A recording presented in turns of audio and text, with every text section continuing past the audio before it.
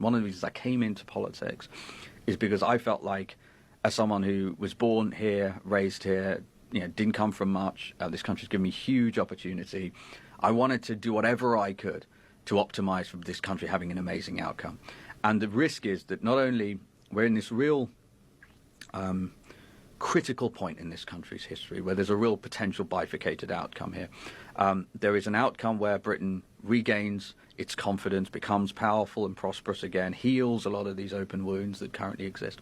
But there's also an outcome which is currently, frankly, the one that we are currently on a glide path on, which is a zero-sum, no-growth economy with sectarian politics that I think will trend towards sectarian violence. That's what history teaches. I know that might sound crazy, but if you extrapolate what we're seeing, we're already starting to see that. And I think as soon as people start voting down, and I've just been warning about this for some time, voting on the basis of ethnicity, voting on the basis of religion, that takes you down an extremely dangerous path, particularly with the first past the post system that we have. So the question is, it's like that meme, which way, which way, right? That's where we are now. And these are different. I'm not claiming all of these problems are easily soluble. Some of them are much easier solved than others.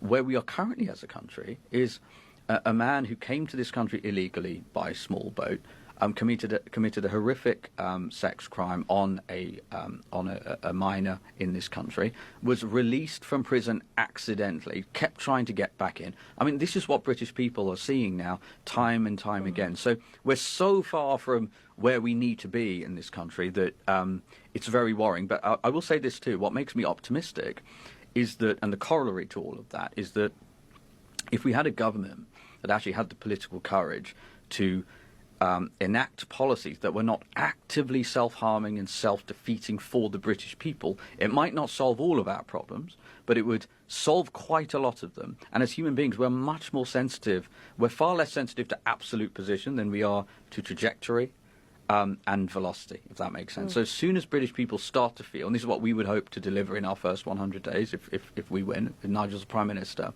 is start to show people that actually it is possible to have a British government that has this crazy radical idea that they should optimize and legislate and enact policies that are just relentlessly and ruthlessly in the interests of citizens of the United Kingdom instead of the reverse.